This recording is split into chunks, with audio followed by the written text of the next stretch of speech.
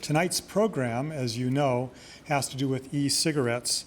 And as I was thinking about the program, those of you who attended many of our programs know that most of our programs are talking about technologies or research that's being done for the purpose of something that would be seen automatically as a benefit to society or benefit to humans, a new treatment that might help protect somebody from a disease, or a technology that would provide ease of access to information and so on. Tonight's focus is a little bit different because there's an industry out there that has a history of focusing on a desire, maybe a manufactured desire, but a desire for people, which is to smoke and to use nicotine in cigarettes. That industry also has a history of some problems in the way they've marketed their products and the way they've communicated about the safety of their products. And e-cigarettes presents a really interesting new twist on this question. Is it a solution to a problem that exists and has been created, or is it another version of the same problem, or is it still a very different problem? With that in mind, our speaker tonight is somebody who's very knowledgeable about, has worked a great deal on questions about the use of e-cigarettes in particular. And we met in a conversation at UCSD about should universities accept funding from tobacco industry? What if the funding is to do research to find out what the problems are with the products? Or should they never accept the funding?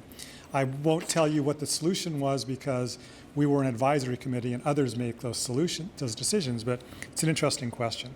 So I want you to join me in welcoming our speaker, Laura Crotty Alexander, who is a professor and physician at UC San Diego.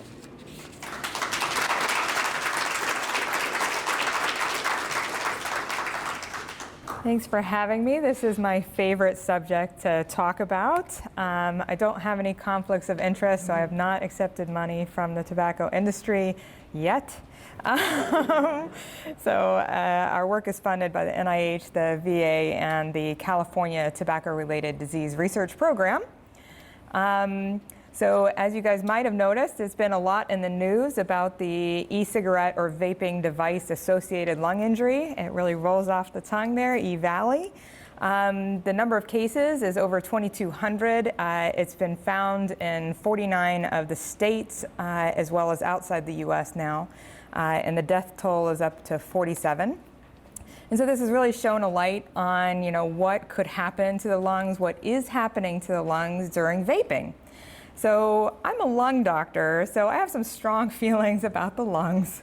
The lungs evolved to exchange gas. So, for millennia, we've been breathing in air. So nitrogen, oxygen, carbon dioxide, that's what the lungs are used to pulling in and breathing out. We as humans, as we've evolved, we've never been exposed to big clouds of chemicals over and over and over again in the course of the day.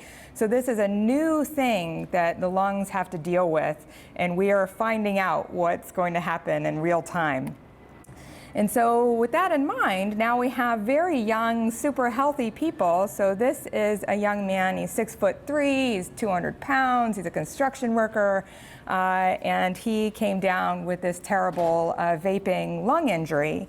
And in his lungs, instead of beautiful air spaces that look black on a CAT scan, so this is a CAT scan, these are 4 different slices, and these beautiful sort of curves on each side, they should be really nice and black, but there's a lot of white stuff in the lungs, and that's fluid and cells that should not be there that were brought in by this process. But to take a step back, there's a lot of words being tossed around. So there's a lot of different devices that are used for vaping. So in the upper left-hand corner, you see the classic electronic cigarette, or e-cig, the vape pen, the mod, the pod device, the Juul, the Soren, and the dab pens. And the reason there's so many different names is that these devices have evolved very rapidly. So the original device was invented in 2003 by a Chinese pharmacist named Han Leek. And he really did design this to be a nicotine replacement therapy for smokers. He wanted to help people get away from the 4,000 to 7,000 toxins that are in cigarette smoke. And so he designed them to look like cigarettes. So they started off being cigalikes, and then by the time they entered the international market in 2007, they were already starting to evolve. So the vape pen is the second generation device. It doesn't look anything like a cigarette. And then the mod came a couple years later. And the mod is called a modified cigarette, so it's abbreviated mod, has a huge battery pack so that it can give a very high wattage and really change the delivery of these e-cigarette vapors. And then in 2018, the Juul came into existence, followed rapidly by the Soren. And these are two pod-based devices of e-cigarettes. Something even newer on the scene are the dabbing pens, or wax, or crackle. There's lots of different terms.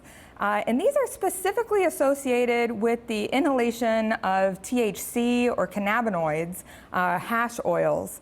And so this sort of lingo is not very well known across the community as yet.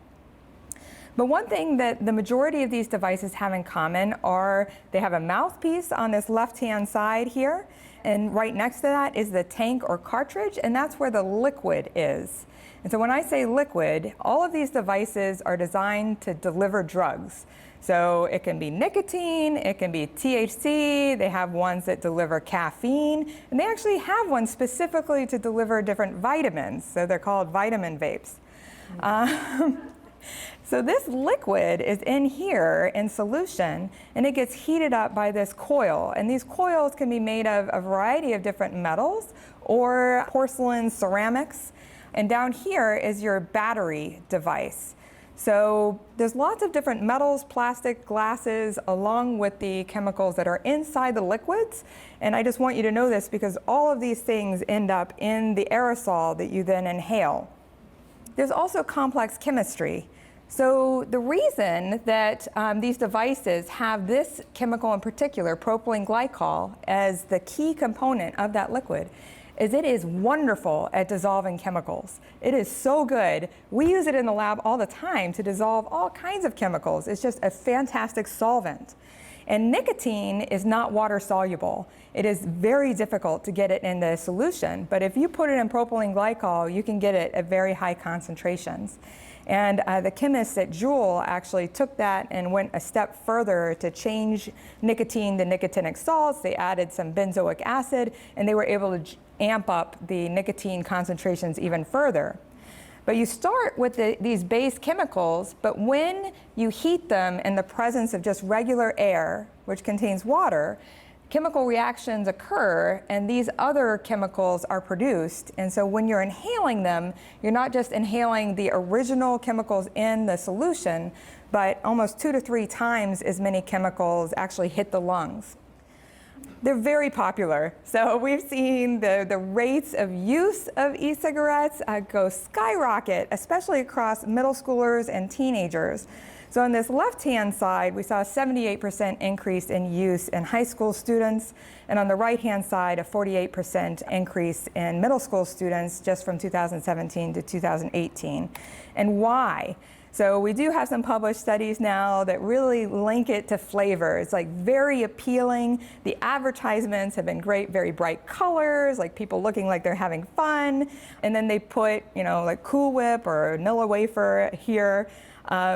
But they are really drawn to the fruity flavors in particular, and other populations are actually more drawn to the minty or menthol flavors. So the industry has been very good at trying to produce every flavor they can so that they can get as many users as possible.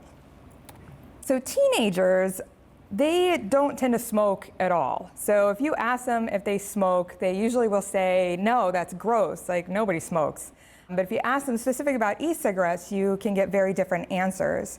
And then in the top panel here, we have some good longitudinal studies showing that teenagers who use e-cigarettes are much more likely to actually pick up smoking compared to their non-user friends. So we have a 30% rate of e-cigarette vapors who are in their teens who will start smoking conventional tobacco versus just 8% of the non-vapors. And why does this happen? It's thought that they've done some psychological studies here, and if you ask a teenager about smoking when they've never vaped, they say, oh, it's gross, it smells, it's bad for you, like nobody does that. But if they start vaping and you ask them those identical questions, a few months later, they don't think conventional smoking is so bad. So their views on inhaling substances changes with the use of that one inhalant. So it's fascinating. I'm not a psychologist or a psychiatrist, but I do find it very fascinating.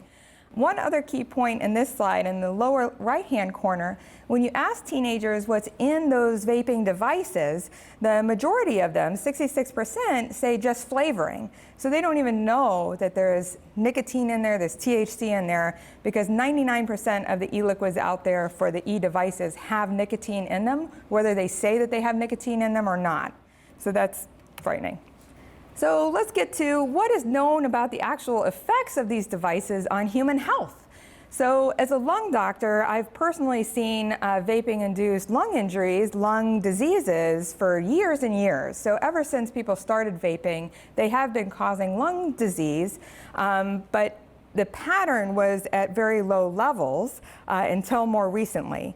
So we were seeing things like eosinophils coming into the lungs that shouldn't be there, lipoid pneumonia, acute respiratory distress syndrome. So all of these different diseases were found to be triggered or driven by vaping before this year.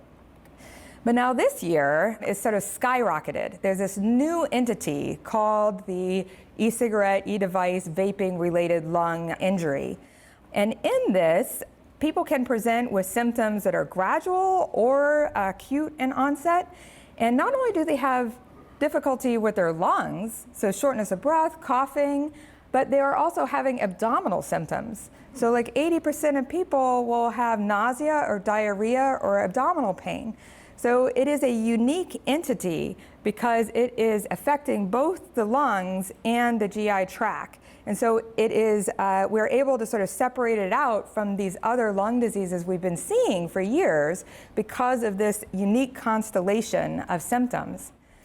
So the first cases were reported out of Illinois and Wisconsin just a few months ago, and this is another CAT scan just showing that there's a lot of white stuff in those lungs that should not be there, and that's one of the key findings, is that you see these cells and fluid inside both lungs just diffusely. The whole lung is really damaged.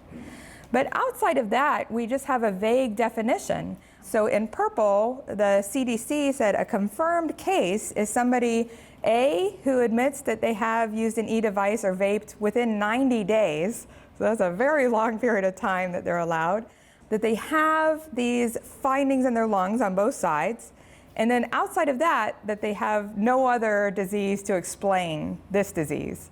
So it's a very loose definition, and so the reason behind that is that there aren't any other key factors. We haven't found anything else to tie this disease together. But the bottom line is that we're finding this severe lung damage due to vaping. And interestingly, and most frightening of all, is that the median age is 24. So it's a disease of the very young, ranging from 13 to 75, and 80% of people are under the age of 35. Other interesting characteristics, 70% of the cases are in men, and 86% specifically said that they use THC within these e-liquids, within these devices.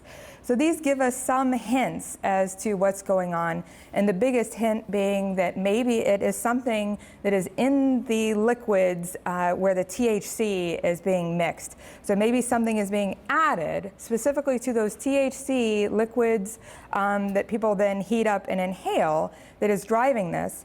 And that might explain why 70% are male if we knew that it was mostly young men who vape THC or dab THC, then that might explain this sort of gender difference that we're seeing. what happens to these people? So we get them into the ICU. We often have to help them breathe. So we have to support them. They often need oxygen, and we discharge them home on oxygen. And the big question is, do the lungs completely heal? Do the GI tract organs, do they heal? There have been a couple cases of people needing lung transplants. So in some cases, the damage done during this process is so severe that there is no recovery from it. But there are other cases where people do get off of oxygen and feel like they are back to normal. But because this disease entity happened just in the last few months, we really don't have much that we can tell people. We hope that this is a completely reversible process and that people can regain everything, but we just don't know. So what do we know? So I've been doing research in this field for about 6 years. I got into it because I was taking care of patients and they would come in and say, I've tried everything to quit smoking, nothing has worked, I've heard about these e-cigarettes, do you think that I should try them? And I'm like, e-cigarettes, okay, we know nothing about them. I'm a physician and our mantra is do no harm. Like if I advise them to try an e-cigarette and then it blows up in their face, then I've done them harm. If I advise them to try an e-cigarette and it causes just as much harm to their lungs as cigarette smoking, there's just a lot of ethical dilemmas. And so I really didn't feel comfortable advising my patients to use them in the absence of any data. But luckily, I'm a mouse researcher, and I was sort of set up to be able to expose mice to e-cigarette aerosols to try and find out what the effects on health will be. And what we found out so far is we've tested lots of the different devices, and part of it is going to come down to genetics. So just how in humans, some people can smoke for 80 years and never have any overt problems, the same thing is going to happen in e-cigarettes. So even in mice, some strains of mice do very well with e-cigarettes, and other strains of mice end up with lots of lung damage. So genetics will play a role. The type of e-device is going to be important. So some of the devices use very low amounts of electricity, and so the amount of wattage applied to the chemicals is lower, so the number of toxins produced is lower. And then the e-liquid components themselves. So some things like acrolein are being added to the e-liquids as a flavorant, and it's known to cause inflammation in the lung and damage. And as you've probably heard, vitamin E has really been become notorious as being found in a lot of the e-liquids, and even from the lung samples of the people who are affected by this new e-cigarette vaping illness.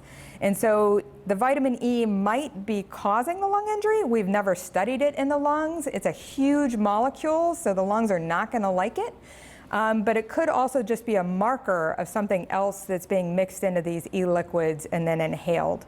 So we don't have any answers yet, but that is one of the red flags out there. So this is just a slide to sort of show you a lot of the different components that are involved in e-cigarette research. So in this left-hand column, some researchers have focused on humans, and they've looked in a human as they're vaping, what changes. And then they've also taken human cells, put them in a dish, expose them to e-cigarette vapor, see what changes. And then below that, more of my work has been focused on animals, exposing them in the most physiologic way we can, have them breathe in the vapor made from a real device, and then look all over their body to see what happens. In the middle column, these are things that we have to be really aware of, because any single one of those can affect human health. And so if you put nicotine in it, that's going to cause some tachycardia. It can change your immune system responses. So all of these things need to be studied and are in the process of being studied. And finally, in that final column, a lot of the studies so far have just been acute, like one-time exposure, let's see what happens. Or short-term, let's see what happens to humans who vape for a month or a year. We don't have long-term data except in mice. So in mice, if you expose them to e-cigarettes for 6 months, that's the equivalent of decades of exposure. So that's a real opportunity to try and find out what these long-term exposures might cause. And this, I just wanted to say we have found some things. So we found cell toxic effects. We found some effects that are linked to cancer. We found inflammatory effects, so changes of the immune system. Changes that mean that your immune system is not going to work so well against pathogens, and then physiologic effects. And this is more just to impress on you the amount of work that has been done to date. It's escalating. People are working hard to try and find answers. And the majority of things, they are really coming together to show that every little bit of the lung is affected by the inhalation of e-cigarette vapor. From the upper airways all the way down to the alveoli, every single cell seems to respond to the vapor in some way. Some of the more scary things that we found is that after you expose a mouse to e-cigarette vapor for a few weeks, and then you challenge them with a viral infection, they actually get a worse viral infection and more likely to die. Same thing with inflammation. You challenge them with something and they have a lot more of a response. In terms of direct effects, we know that asthmatics, if they smoke conventional tobacco, they get a lot more airway reactivity, they get wheezing, and then we know that conventional tobacco causes emphysema. In studies of e-cigarettes, both have been found to occur, and it looks like, again, it's going to be on a genetic basis and based on what exactly is in that e-liquid and what battery it's attached to. There's been a lot of thought put into theoretically why these different chemicals will cause disease, because people have been studying some of these chemicals for a long time. So in this slide, you'll see in the upper right-hand corner nicotine, which has been studied for decades, and we know that it leads to decreased viral and bacterial clearance. It impairs your ability to cough, and it activates your airway receptors, which causes your cystic fibrosis TR dysfunction. And these things, as you follow the arrows down, they lead to chronic lung disease. In the upper left-hand corner, these are all the other chemicals that are typically in an e-liquid or the e-cigarette aerosol, such as particulates and flavoring, and that we are learning a lot about those, and that those can cause inflammation and airway restriction themselves and thus lead to lung disease. There's been a couple of very hot new research articles that are out there that I just wanted to share with you. This is not how we get our mice to vape, but I just love that picture. It's very cute. So this group out of Texas exposed their mice to e-cigarette vapor. And what you'll see is these purple cells are the macrophages inside the lungs. So these are the wonderful white blood cells that really roam around your lungs, eat all the bacteria and viruses that we're inhaling all the time and kills them, wipes them out. And they also eat all the smog and pollutants, particulates that we're breathing in. So you can imagine that as we're breathing in these chemicals from the e-cigarette vapor, they also eat those chemicals up. And so in this first column, the small purple macrophage is from an air control mouse. The one next to it that's bigger, those mice were exposed to cigarette smoke, so they had to eat up all those cigarette smoke particulates, so they're a bit bigger and darker.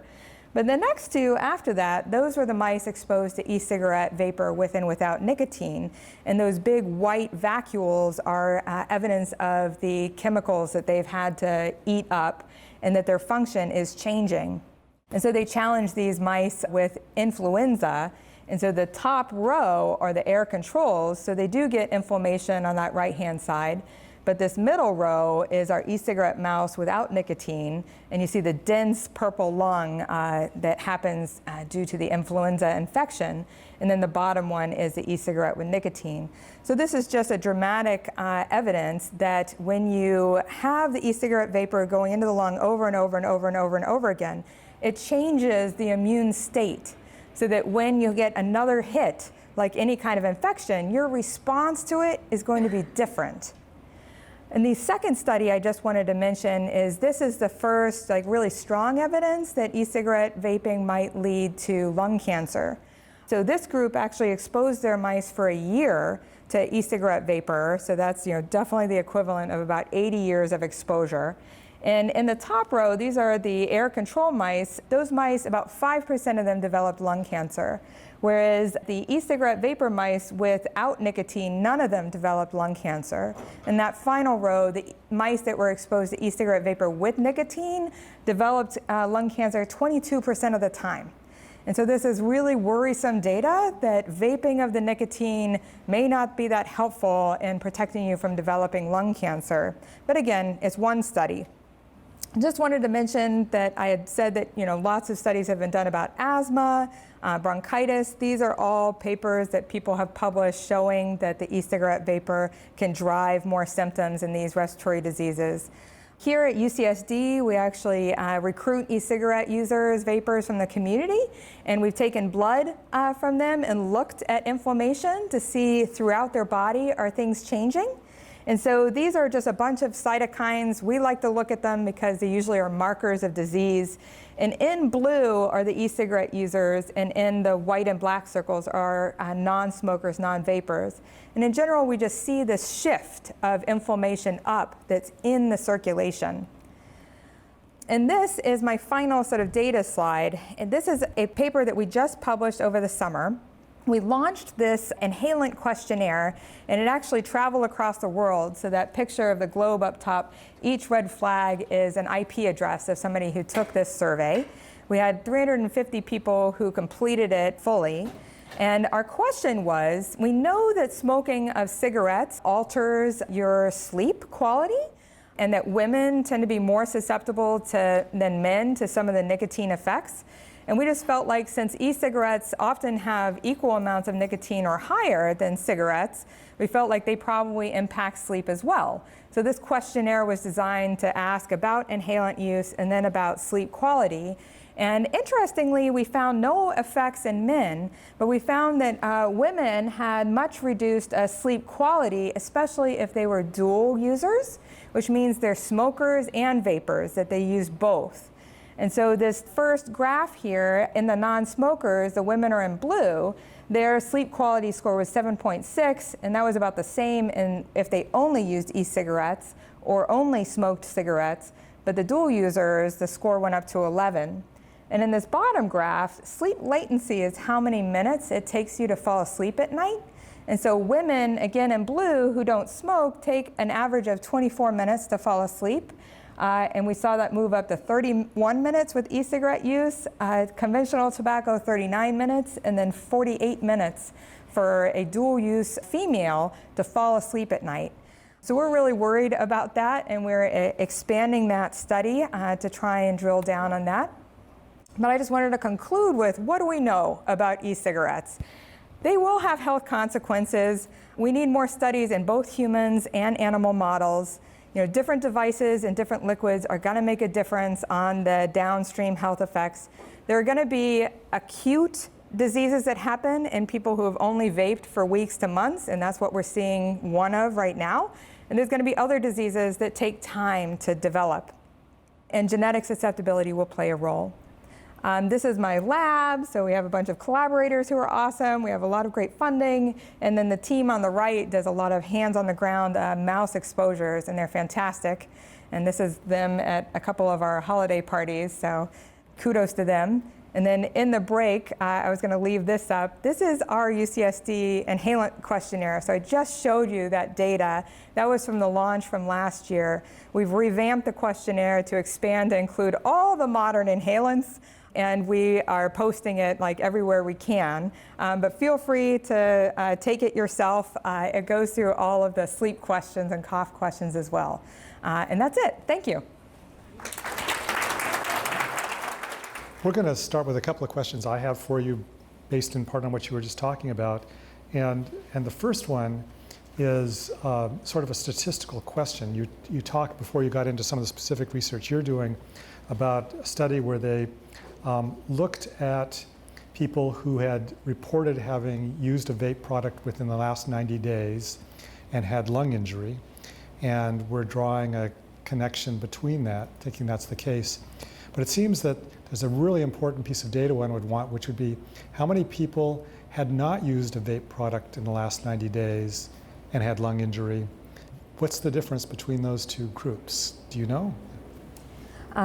We don't see many cases of idiopathic lung injury where there's absolutely no inhalant, no exposure, but it can happen, and thus it's very difficult to really have a clean group of patients who we all feel very confident are vaping-induced lung injury. It is a very fuzzy definition because how do you test somebody for their vaping exposure? Like, how can you say, all right, this vaping exposure was enough and recent enough that, you know, it definitely is driving this, causing this disease. So we don't have markers for that. So yes, a lot of people are uncomfortable that if somebody says that they vaped 89 days ago and then they come in with lung injury, they meet the definition if they have all the other criteria. But do we really think that an exposure 89 days ago is causing what they're in the hospital for now? So it's not a great definition. The CDC is actually working hard to try and modify it as more and more data comes in. So I'm hoping that we have a little bit more of a clearer definition, that they have to meet at least a certain amount of vaping quantity and timeline to be defined as a vaping lung injury case. I have to comment that you could take everything you said and instead of saying vaping, say cigarette use and the difficulty of making correlations between cigarette use and something like lung cancer, which, as I understand it, the reason it took so long to provide convincing scientific evidence was because of the very issues you just brought up for vaping. How much exposure, when, other factors that might be going on in someone's life. And now one of those other factors is cigarette smoking that might interfere with vaping. So it's really complicated. Yes, it's very messy. So in theory, you can simplify that messiness by studying animals. And there are two thoughts that go through my mind about the use of mice as a model. The first one is the general thought, the worry that really often we've found that animal models don't really parallel well enough to predict what will be true in humans. And the second thing is, my recollection on this is that in rodents, mice included, that often they will be able to sustain a much higher dose of something without consequences than humans. And I don't know whether you have insights into either of those questions. No, I think you're absolutely right, and we worry about the same things. You know, mice are not humans. Their immune systems alone are very different than humans. So our approach to it has really been to expand into human subjects. And so I used to be a mouse researcher, and now I'm both. Because I really feel like anything that we find in the mice, we need to look and make sure that that's what we're seeing in humans. And that then gives us guidance to be like, okay, so we're seeing it in humans too. Let's go back to the mouse because now that model looks like it is close enough that we can use it to give guidance in humans. So yes, we did a couple years of work in mice, and then we recruited 20 e-cigarette users and tested them over time, and the changes in their airway secretions and in their blood, we found parallel changes in these different types of mice we had exposed. So that made us feel a little bit more comfortable with using the mouse as a model. But more recently, we actually got funding to do a non-human primate study, which is a whole different set of ethical problems. I've never wanted to work in rhesus macaques. It's just, blah, just not a good feeling. Yeah, but on the other hand, they are so much closer to humans. It's also very difficult to do pediatric research. So all of our human subjects are over the age of 18, and definitely going forward, that's going to be even harder to do anybody who's younger. So the non-human primates are another opportunity to have them breathe in e-cigarette vapor and look for changes that are likely to be much closer to that seen in humans. But again, we're working with non-human primates, so that's difficult for me. Yeah, well, and for many people, I mean, there's a lot of challenges to ever use non-human primates. So I am presuming that, that as with cigarettes, that a high percentage of people in effect have an addiction, that it's very hard to break, that there's a craving for that nicotine, and that's true of vaping as well? Do we know anything about that? Absolutely. So, of course, the e-cigarette companies said that their products were not addictive, that there was no proof that it was addictive, which as a doctor who knows how addictive nicotine is, I'm like, that is so silly. But that did drive us to actually have to do the studies to prove that vaping inhalation of the e-cigarette aerosol activated the addiction pathways in a way that shows that there's addiction. So we published that work just so, you know, we've proven that e-cigarettes activate the same reward pathways that are tied with addiction. But the more strong information for me really came from the college kids in my lab. And a lot of them, you know, are in their fourth year or having even graduated. And they remember in their first and second years, they would go to parties, and instead of passing around alcohol or a cigarette, people were passing around the Juuls or the nicotine delivery device, and that was the thing to do at the parties, was take hits off of these nicotine devices. And they started doing it, you know, in their first or second year, and then they ended up buying their own device. And then they're graduating from college, and they're realizing they can't quit, and that they have this addiction, and that it is a really hard thing for them to realize that something that started as something they just did at parties, and they thought was just a college thing, and now they're completely hooked. Yeah. So, and that leads to the question I have, which is, do the mice also want to self-medicate? Do they, and I mean, so what are you looking at that as well? The C57 Black 6 mouse does like nicotine. It's well known that they are the ones that like cigarette smoke too. So after the first couple of exposures, where it's hard to get them into the exposure system, they'll run in. They're waiting to be able to go get their hit. So the same thing is happening with the e-cigarettes, but the CD1 white mice, which is an outbred strain, they do not like it. They do not tolerate it. They get like the shakes at the doses that we give the black mice. So we think that their nicotinic receptor patterns are very different, and they actually get the nicotine toxicity at very low doses. So there's genetic differences, just like in humans. Some humans can smoke, you know, for a few years and quit, never have a real addiction, and others, you know, smoke a couple cigarettes and like can never quit.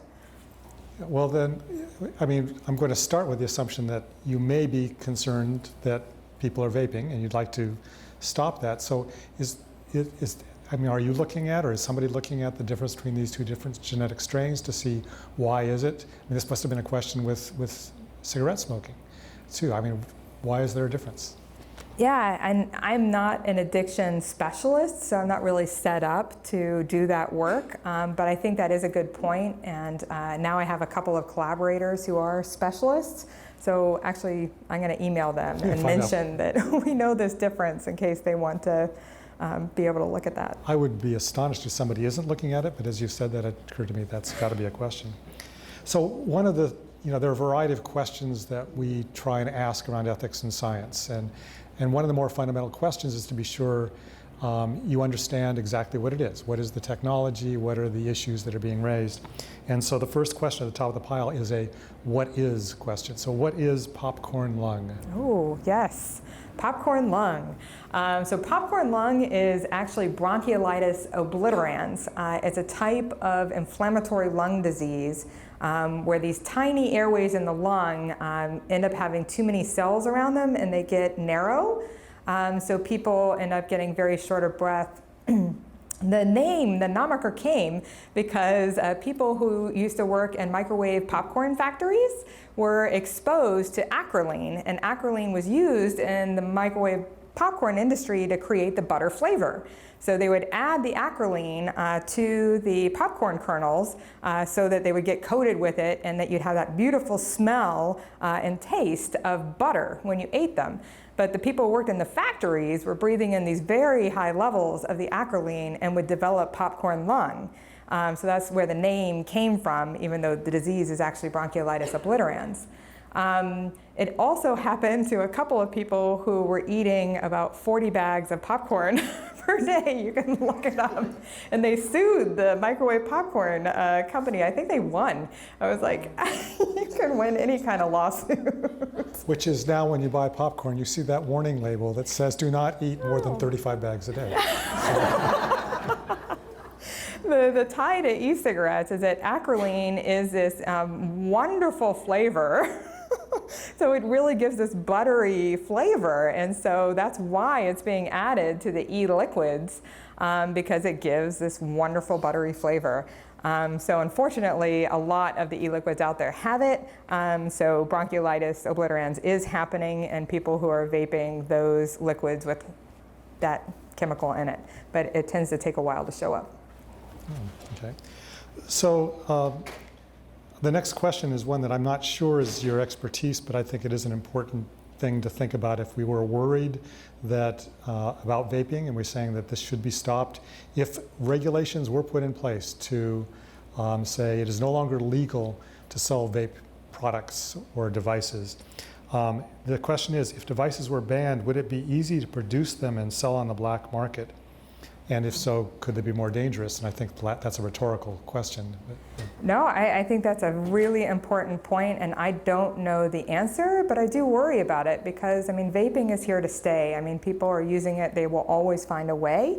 A ton of the devices come from China to begin with, and like in Australia, they have never allowed nicotine in the e-liquids. So anything that is manufactured or sold in Australia, it cannot have nicotine in the e-liquid at all.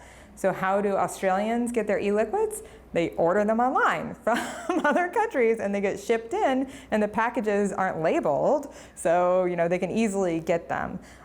So yes, I think that banning it will lead to people getting the devices and the liquids from elsewhere, and that I would guess would be more likely that they would use less safe devices and less safe e-liquids.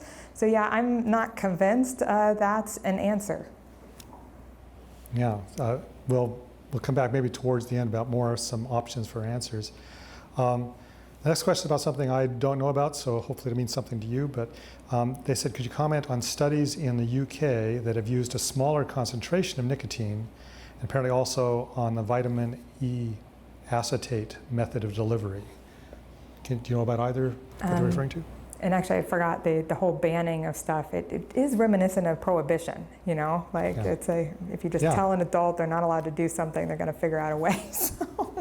But yes, back to this. So in England, in Australia, they don't allow any nicotine at all. In England, they limit the nicotine concentrations to be less than 20 milligrams per mil in the liquids. Whereas in the United States, we don't have those limitations. So in the Juul device alone, the concentration is 59 milligrams per mil of Juul in the Juul. And so you would imagine that taking a hit off of a Juul device gets a much higher level of nicotine in your bloodstream and to your brain, activating the reward pathways, compared to if you're taking a hit off of one that's less than 20 milligrams per mil. So that actually might be one of the reasons why in Britain they haven't seen quite the surge in youth vaping. Just because they have such a lower level of nicotine, it's going to have, take longer to get addicted, and kids might not find it as appealing because the high that they get is not as high. In terms of other components in there, I don't know much about it, but they do sell a lot of the same devices and a lot of the same liquids, just with the less nicotine in there. The vitamin E, we still don't know why it is being added to the e-liquids. It seems like it's primarily being added to the THC liquids, and it could be added to make it thicker. So as I mentioned, the vitamin E is a very large molecule, and a lot of times for the THC substances that are called crackle or dabs, they are very thick, like almost waxy. And dealers, when they sell it, it's a very high concentration of THC, which is the biggest active chemical in marijuana. They want to try and get away with selling somebody less THC in there so that they could spread it out more. So one of the things that is happening is that they're cutting the highly concentrated THC with other substances which have the same consistency. So when people like test it out, they're like, oh yeah, it's nice and thick, so this is a very high concentration THC. So it's possible that vitamin E and other things are being added to sort of replace things, kind of like cutting heroin with other chemicals that then end up killing people. So that's one concept of why.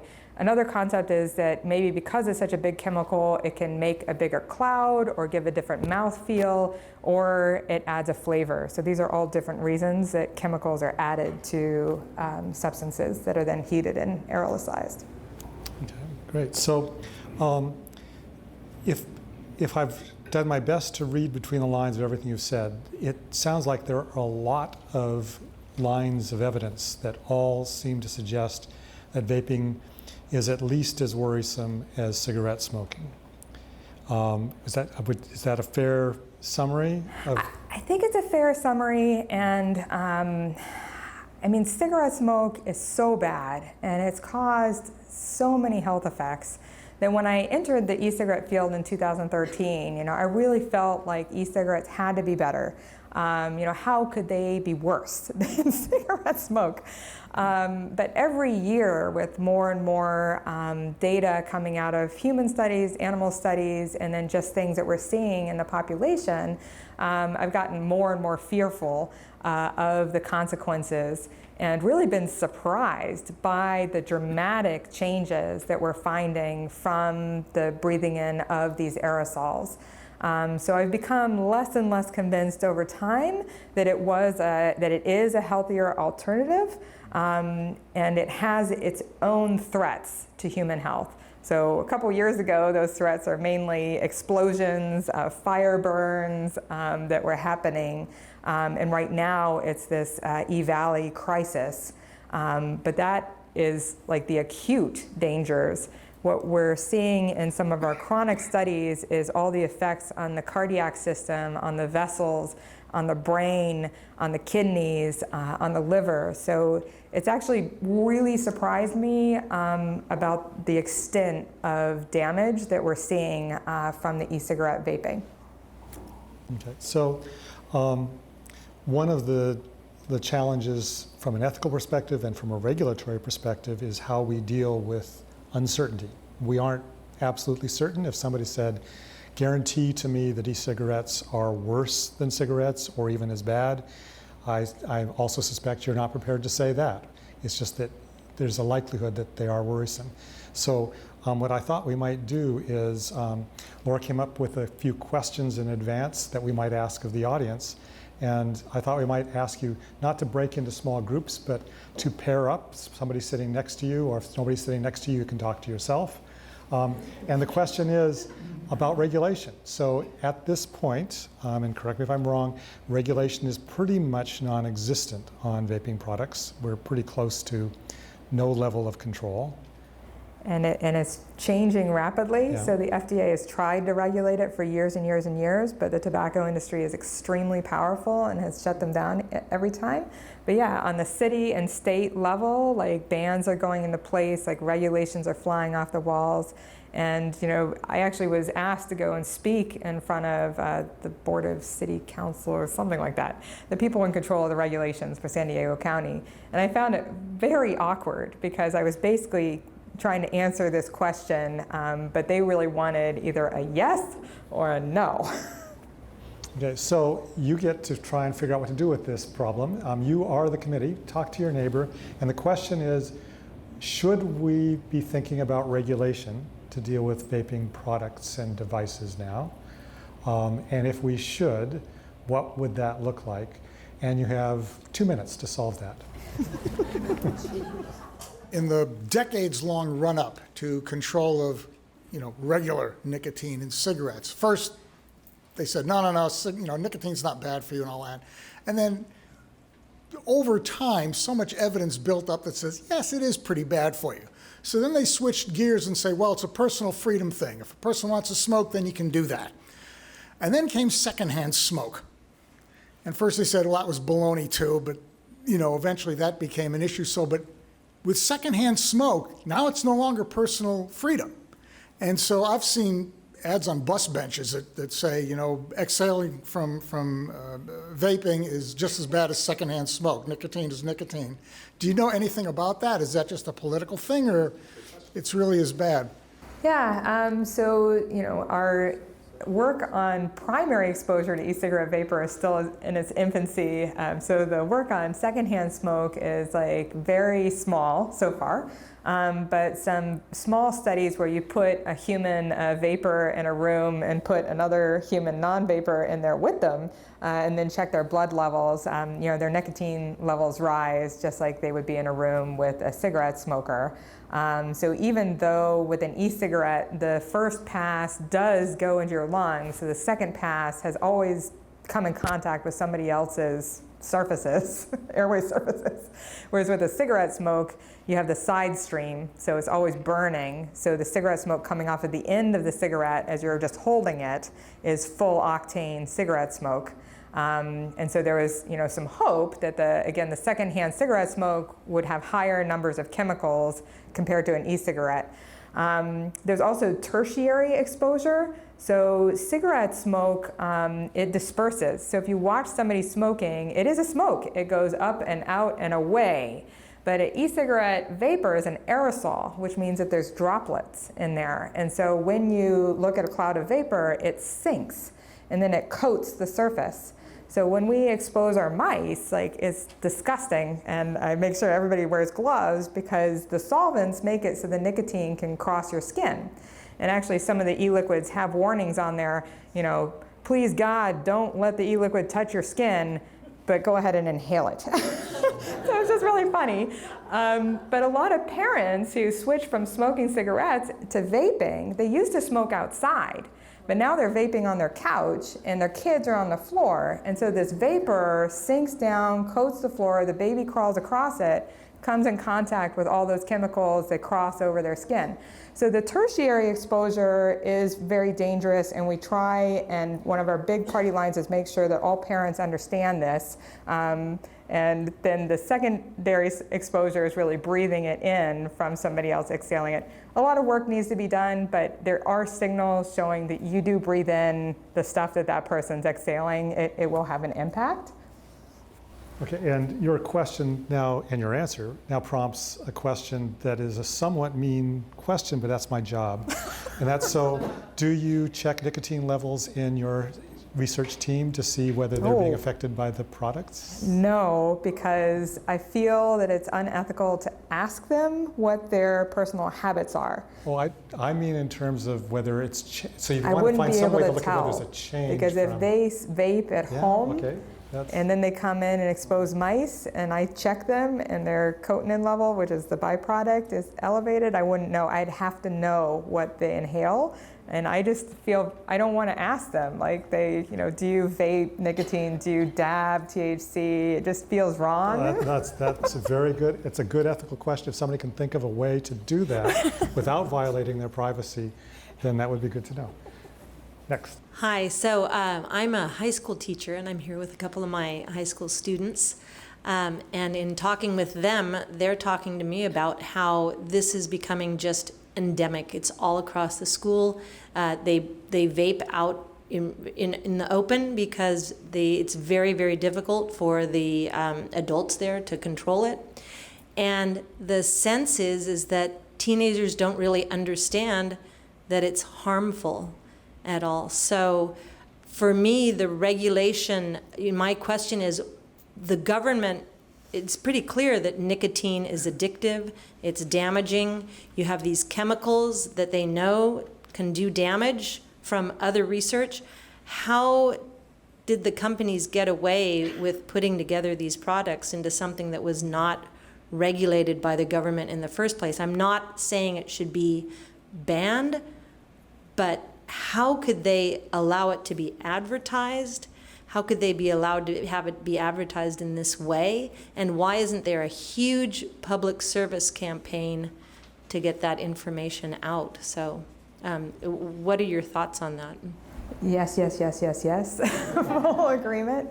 I actually have a collaborator at San Diego State who collaborates with somebody else who actually goes to the different schools, and they go through the trash, because it's hard to get the evidence that students are using these devices, what are they inhaling, but they do tend to throw away empty pods. And so just by going through the trash at a school, they can estimate the use patterns for that school. So I thought that was pretty sneaky. I thought that was a really clever idea. I think they got into it because in this era of trying to protect our world, these e-cigarettes, the pods are plastic and metals, and a lot of them are not reusable. So like the Juul pods, people use them and they tend to dump them, and so increasing trash and waste across the land. In terms of why they weren't regulated, I am not a regulatory person, so this is just all stuff that I've picked up from being in the field. First, like when we talked about it, it's like, well, like when it comes to alcohol, it's a personal choice. And how long does it take before something is recognized as dangerous enough that you shut it down? Most people feel like they're reliving history, that all of those commercials and ads from the 1950s and 60s, they are exactly, what we're doing now. There are some big campaigns that are, they think working, but when you talk to adolescents, they interact with the world in a different way than 40-plus-year-old people. So I think one of the ways that they are trying to improve the targeting is by involving adolescents in these plans of how to reach the youth. So Instagram, making little videos and putting them on TikTok, I think is the name of it. I had to look this up because we just submitted a grant to try and improve outreach. And most of them don't use Facebook. It's Instagram, it's TikTok, it's Snapchat. And so those are ways. And so we were talking to a couple of teenagers and we were like, well, how could we reach teenagers? And it was like, if somebody cool posted it that you liked, would you watch it or listen to it more? And some of them would say yes, other ones said no. If it was a friend of mine, then I might watch it or listen to it. An added level of difficulty, if you tell a teenager something's dangerous, they're more likely to do it. So they have a psychological attraction to danger. So they did beautiful studies where they showed teenagers, these horrible signs saying that cigarette smoking was bad and they caused lung cancer and emphysema, and showed pictures of emphysematous lungs. And the teenagers increased their buying of cigarettes when that ad campaign went into effect. So there are multiple problems with trying to help protect our youth, and I don't have the answers. I think a lot of us are really upset that the companies were allowed to target them so aggressively for such a long period of time. They actually, Juul in particular, they got Juul users to be influencers. So, kids and celebrities that they admired would post on Twitter, Instagram, that they enjoyed the Juul, and they would post these positive messages about it, and that really increased Juul's pattern of use. It just, exploded. So they're way more savvy than we are. It would actually be great if we could get the people who drove those campaigns to switch sides and help us out. Yeah. And that's probably a good place to end because we've reached 7 o'clock. So I want to thank the audience for their participation and their questions. I want to thank you for an interesting presentation. Thanks. Thank you.